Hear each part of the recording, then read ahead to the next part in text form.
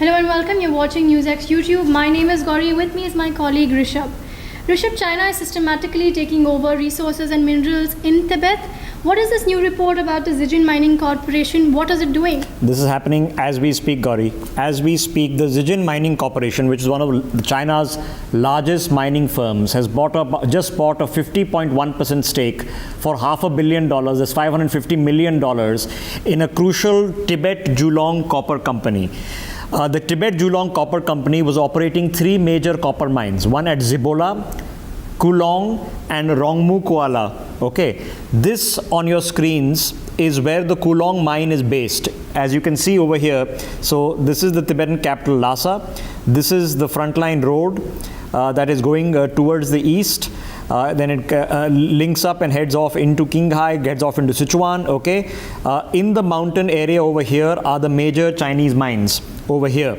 So this is the Kulong mine, and the Zibula and the Rongmu Kuala mines are also right here. These are copper mines. They have 8 million tons of copper reserves in these mines, for which they have procured immediate licenses to start mining in 2, and they're working on the 3rd license. Now, this particular Zijin Mining Corporation, one of its partners, has been banned by the Papua New Guinea government because they were illegally exporting gold and silver out of the country.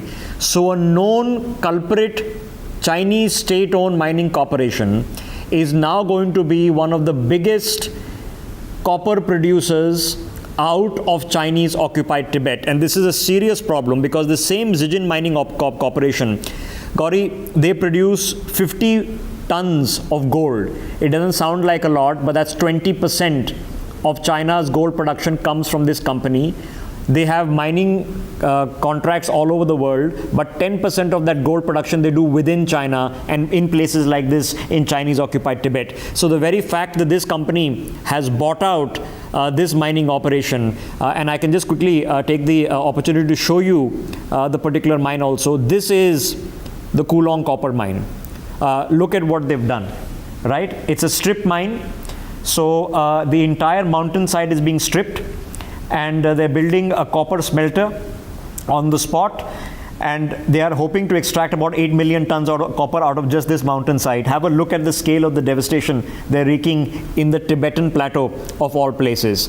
This is an example of where the copper has been found. So you see the red areas, those are the copper rich deposits that have been found on the sides of the mountain. So this particular mining company, which is a known proliferator, a known looter across the world, has now decided that Tibet is going to be the next place, and is not the first time, and Gauri is not going to be the last time. Right, Rishabh. What is happening in the western Sichuan region along the river Liki? Okay, let me give an example. So this is Arunachal Pradesh. Okay, on the left here, on the east here. So you have Arunachal on the east. This gives you perspective of how close this is to the Indian border. Okay, here you have the Deking Tibetan Autonomous Prefecture, which is basically another example of Chinese occupied Tibet. Just a bit north to that, in this area, in the Garzi Tibetan Autonomous Prefecture, okay, this is where they are building one of their major lithium mines, is the Gonzu Rongda lithium mine. Okay, this Gonzu Rongda lithium mine, in 2009, they had a major toxic leak in this mine.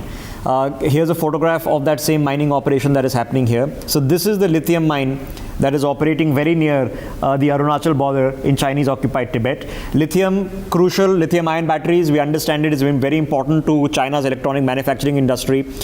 When the toxic chemical leak happened, almost all the fish in the Liki river died. And this particular mine is supposed to have 1.9 million tons of lithium ore reserves. So this is another area along Tibet that they are completely ripping apart. Gauri. Right, and in 2015, Rishabh, a report came out by Tibet Watch. What were the contents of that report? In 2015, the Tibet Watch, which is a Tibetan rights organization, they came out with a study, and the study was done on the mining operations in Tibet. What they found in the study, that not only copper and gold and lithium, but when it came to iron, mercury, chromium, cobalt, zinc, and even uranium mining the Chinese are currently doing in Tibet. And what they're doing is very similar to what they're doing in the construction activities of the CPEC in Gilgit-Baltistan. They bring in all the heavy machinery, they do the strip mining, and they hire all Han Chinese. They do not hire any locals. So not only do you ruin the ecology, but you also ensure that all the money train stays with mainland proper China. The salaries, the equipment, you're basically digging up everything out of Tibet, pulling it out, using the money to further increase the infrastructure to further subjugate Tibet. Gauri. Right. And a couple of years ago, Rishabh, there were Tibetans who were protesting and were arrested because there was mining happening on a sacred mountain. Okay, this is Zingliada. Okay, forgive my pronunciation. Let me just show you where that is in a map representation. Okay, so once again, Lhasa is down to the south here. Okay, in the Naku, this is Naku. In this prefecture that is next to it, that is marked in the red line here, the Chinese have begun a zinc mining operation. They began it about 10 years ago. Now the problem here is specifically that this zinc mining operation is happening on something called the Nagla Zamba mountain.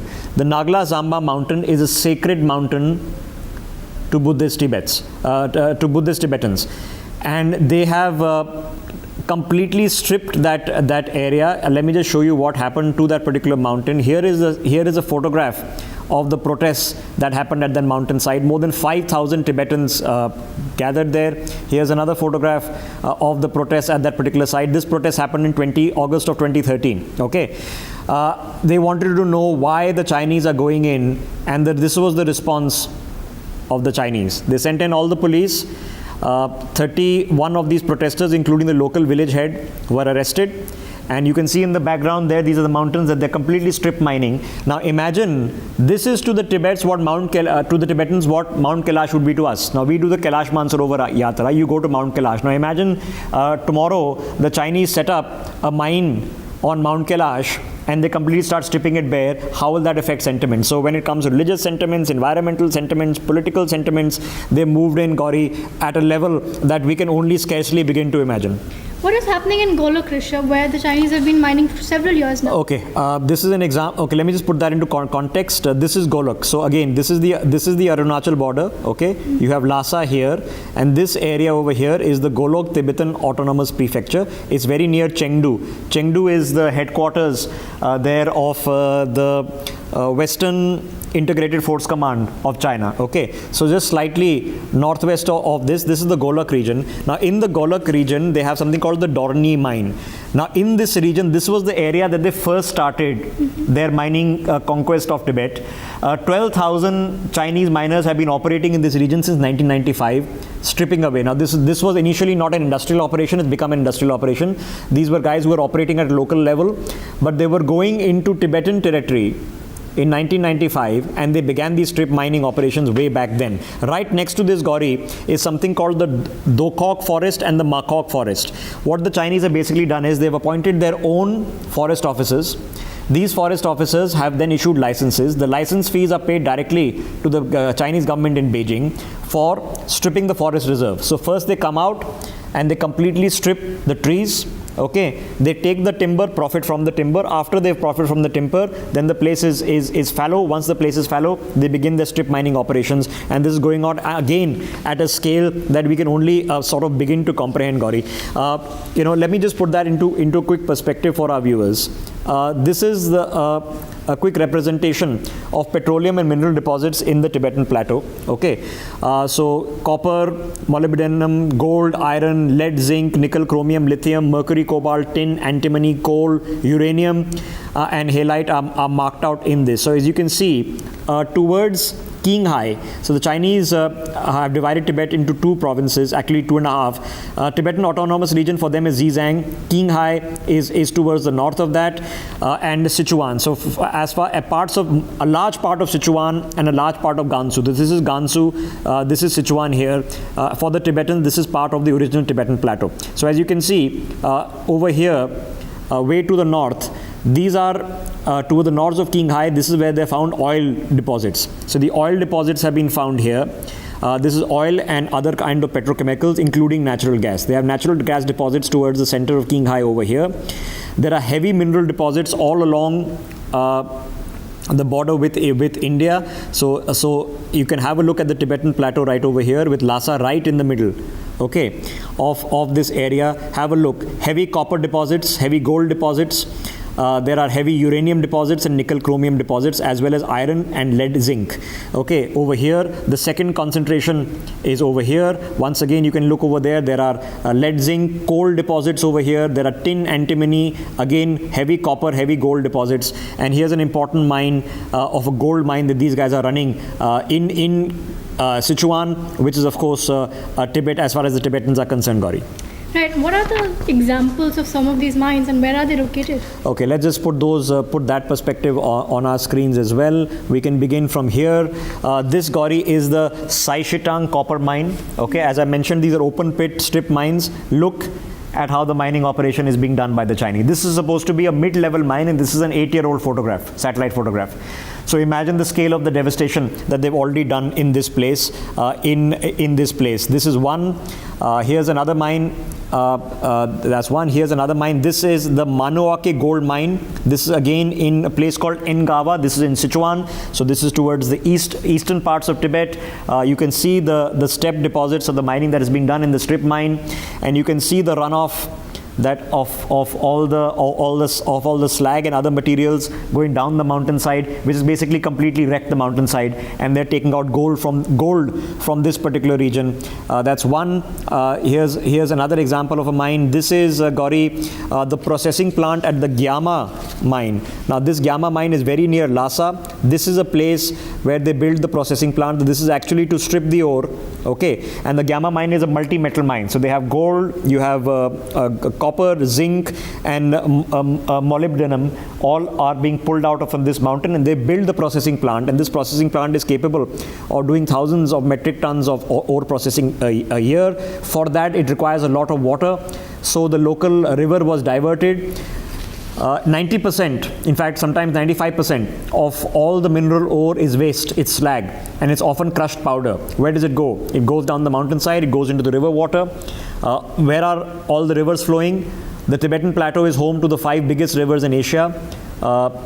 From Mount Kailash, you have both the Indus and the Sangpo, which is the Brahmaputra, heading off in opposite directions. The Mekong, the Yangtze, the Yellow, the biggest rivers of Asia, all come from the Tibetan plateau, and they're of course been poisoning it. So this is the Manoake gold mine over there. This is an example. Let me try to take out another example. If I can. So that's the processing plant there. Here's a photograph of the mining operation actually that is taking place in Gyama. Okay, this is the same mining operation. This is again Lhasa, as I mentioned. Look at the strip mining operation. Basically the entire mountain top gone. And this is again this satellite photograph, which has been compiled by the Tibetans themselves, is a few years old. So you can imagine how much devastation that they've done here. Here's another photograph. Let me put up on our screens of the particular mine in Gyama. Now remember, there was a entire area that collapsed in this region, which I want to also show to our viewers. So this mining area over here, you can see very clearly how badly this has been affected. There's another photograph here. So you can see again the amount of sludge that is coming out from this mine and the scale of the area. You're talking about hundreds and hundreds and thousands of hectares which has been completely ruined. Have a look at the scale of the roadway construction that has been done here. The scale of their construction in terms of processing the mine, the mining ponds and pits that they've built over here. Again, roadway construction over here. So this is just the Gyama. This is all just the Gyama mine, and these are places, remember, where they've seen several times and accidents take place. This is what happened just a few years ago when 83 miners.